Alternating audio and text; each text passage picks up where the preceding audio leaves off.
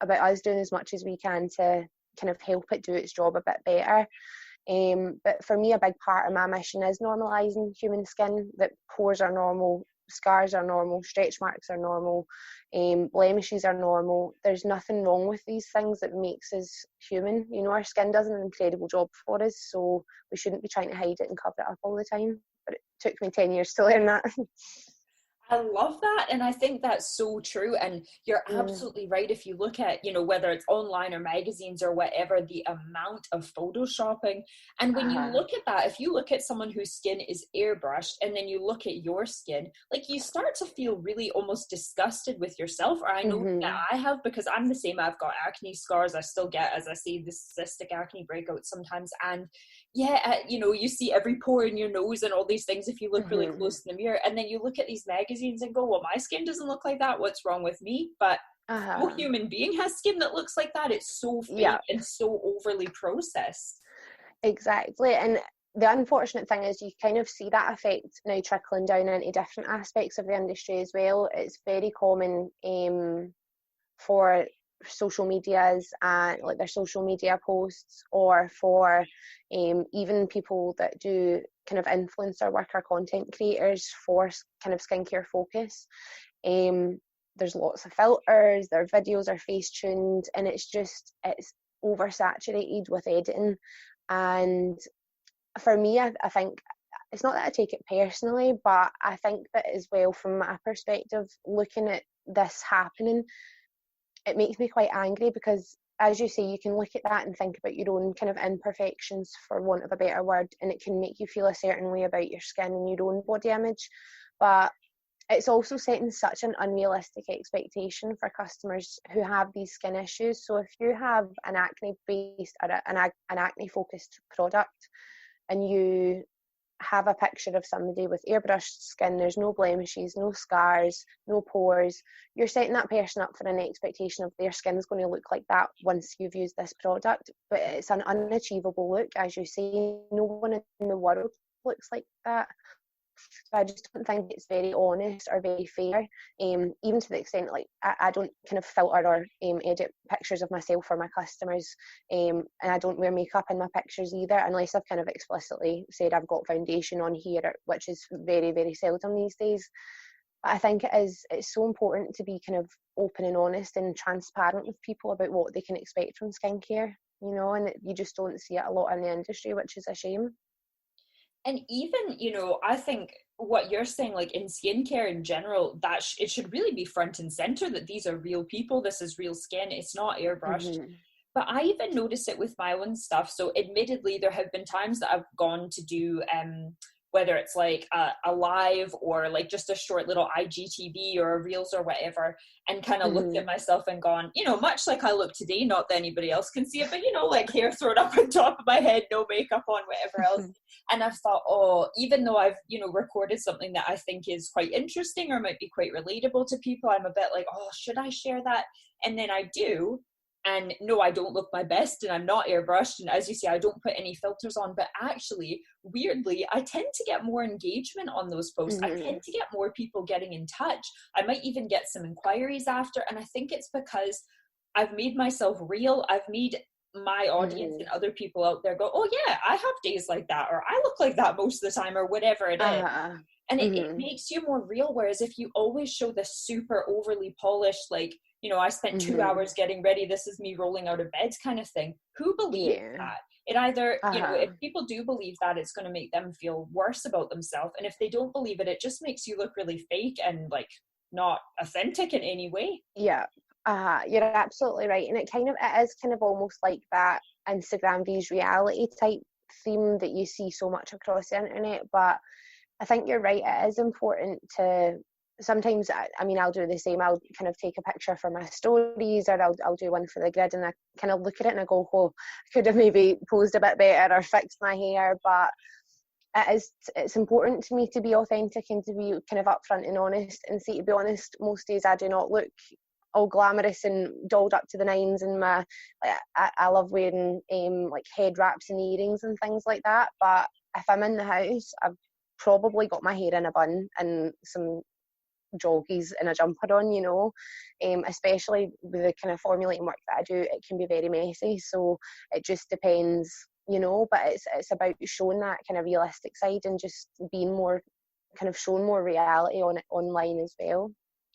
And I love what you said too about, you know, almost having a bit of responsibility. So you are really transparent and honest about your own skin, and as you say, your client skin and things like that. You are showing real skin and not this sort of alien Photoshop, you know, that we're also used to seeing. And I think what bothers me about, not to totally knock the beauty industry, I think there's loads of great things going on in the sort of beauty industry and skincare industry and things like that, but I almost feel like there should be some kind of an onus on them, or a responsibility to be more real. And it, you know, the same goes with fashion and all these things, you know, where we see perfectly airbrushed models and all that. And that's thrown at us from such a young age. And it's too bad. I think it is getting better, but it's too bad that there isn't some kind of, I don't know, a governing body or something that goes, listen, that's false advertising.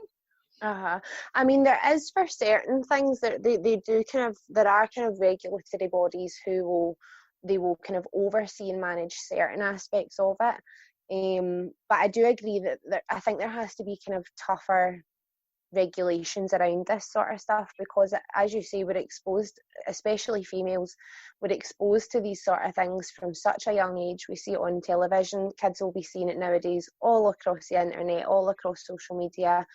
And it does have that impact on people, and as you said yourself, it comes down to responsibility. Something fantastic that I've seen recently with Instagram, for example, is if you use a filter and you take a picture on your story and use a filter, I'm pretty sure it notifies whoever's viewing the story. It says, oh, they're using such and such filter, so it kind of sets people's expectations a bit better. So that's a definite step in the right direction. But as you say, I don't feel in this day and age that enough is being done to kind of regulate and keep an eye on that sort of stuff, because it can be really damaging to people. Yeah, I totally agree. I didn't actually know that thing about Instagram. That's really cool. But I think what's really good though is that small businesses like yours, and again, not all small businesses, but there are people who are challenging these norms. I had somebody on the podcast a couple of weeks ago, and she is a body positivity activist and a body inclusivity activist. I think that's the right way to say it. So her work is very much around, like, we should see all types of bodies, all colors of skin, all abilities, all of that. And similar to what you're saying, like, why are we photoshopping out scars or spots or whatever, stretch marks or whatever it is? Like, these are a part of real life, and we should just be used to seeing that. That should be the norm, not the exception. So I think it's great that you're doing that, and especially with a skincare business, because you're right, when I see products advertised and the models have that perfect skin, and I'm thinking, I mean, I think now I'm at a point in my life where it doesn't bother me as much as it did when I was younger, but I have a 3-year-old daughter, and I really worry about this stuff. I think, like, what kind of a world is she going to grow up in? And especially with the internet being, you know, kids know how to use iPads and things better than we do from the time they're 5 or 6. Yeah. So it's scary. It's scary. It definitely is. But you're right, it is that kind of, as you get older and become more aware of these sort of things. I mean, I feel like I've, especially over the last kind of year and a half, 2 years, I feel like I've really noticed it, and it's been because my kind of focus has been in the skincare industry. But it is, when you're old enough to realise it and kind of see what's going on, the kind of wool isn't over your eyes as much anymore, and you're able to kind of rationalise those thoughts that you might look at a picture and say, oh, I wish my skin looked like that. You can kind of rationalise it at our age and say, well, do you know what, her skin doesn't actually look like that. She has pores as well. But for kids and kind of teens, there's so much kind of pressure that they're under, especially kind of within their own society and their own environment as well, with their friends and social media trends. And I mean, when I look at how young girls wear makeup nowadays compared to the way that I wore makeup when I was their age, I feel like it's so unfair. They got to use all these like contour techniques and blending their eyeshadow and things, and then I look back at my pictures and we all had to kind of go through this wild phase of experimenting with makeup. So I do think there is a lot of pressure for the younger generations, and it's, for me, it's important to kind of challenge, as you say, kind of challenge that kind of what's accepted normally, and say, well, no, this is actually a lie. It's not honest. It's not truthful. Nobody looks like this. So let's just start talking about how normal skin is, you know, and just kind of raise awareness about it, because a lot of people are kind of impacted by the things that they see online and in the magazines and stuff as well. And that's such an important value. I mean, I think you've mentioned to me a few kind of different things that are really important to you about your business and a few different focuses of your business. So we've spoken a lot there about, I guess, keeping it real is maybe the easiest way to put that, and just being really open and honest about, like, you know, the maybe not so pretty side of skincare and all of the things that you can encounter, and maybe what realistic expectations are, which I think is a really great value. But tell us a little bit about some of the other values that are really important to your brand and your business, and what sort of inspired you to create the products that you have. So for my kind of brand ethos, I have a few kind of key things that I stick to. For example, all of my products are always natural. So they're created from natural ingredients.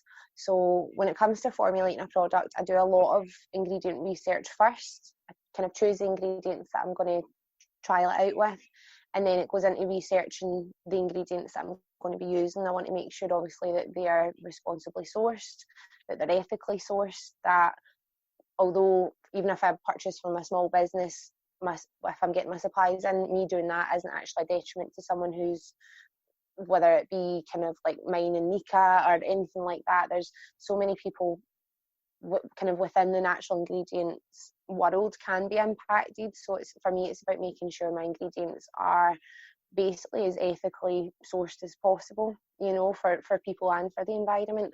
And that leads me on to the kind of environmental side of my business. I don't make any kind of specific claims, kind of plastic free or zero waste, and although they're great claims to make, again, for me, I want to be kind of as open and transparent as I can. And there are certain aspects of kind of what I do and how I do things that I can always improve on. So I always look at my kind of eco ethos as a kind of fluid ethos, because I can do certain things within my remit just now with my business that are really good for the environment, that are great for the environment, and that are mindful of the environment. But that doesn't mean I can never improve on it. You know, I'm always looking to improve the ways that I can be environmentally conscious. Other kind of parts of my ethos that I kind of won't be budging on is the likes of kind of cruelty-free and vegan. That for me are kind of solid ethoses, you know, they're never going to change. My eco ethos, again, that can always improve, but I never have tested on animals, and I never will test on animals. I actually wrote a guest blog for a charity called One Kind last month, all around kind of animal cruelty, and that goes a wee bit more into why that's my ethos. But the bottom line of it is that it is a completely unnecessary practice. I have created my balm for about 4 years now, and my High Priestess duo, I've been formulating them for about a year and a half now, and not once have I ever had to test on an animal. Every product that I create, I'm the first person to try it because I'm the most excited. You know, I've planned this for about a month and I'm finally ready to try it. Then it goes to my mum, and I end up getting my husband to try some. I get it to my sisters, my friends, anybody that's close to me gets to try the products with me. And that's basically my testing, because they kind of give me very honest feedback. They're very brutally honest at times. They say, I don't like the smell of that, I don't like this blend, I don't like the feel, and I know that I can trust that feedback, and I don't have to go near animals, you know. And it's just, for me, it's the right thing to do. It's not necessary. It's, personally, I feel it's a barbaric practice that needs to really be stamped out in this day and age, because it's not fair at all, and it's really cruel and horrible. So that's kind of my main ethos, is just keeping everything natural, everything's vegan, it's cruelty free.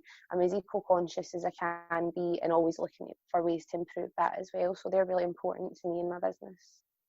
Well, and that's really good, because I think I can tell from the way you talk about these things that it's not just important for you to say that my brand stands for these things. You can tell that you do as well. And I think that's the key. Like if you're maybe just starting your business, or if it's maybe something you haven't thought about, brand values or brand ethos, I think if you start with the things that are close to your heart personally, and find a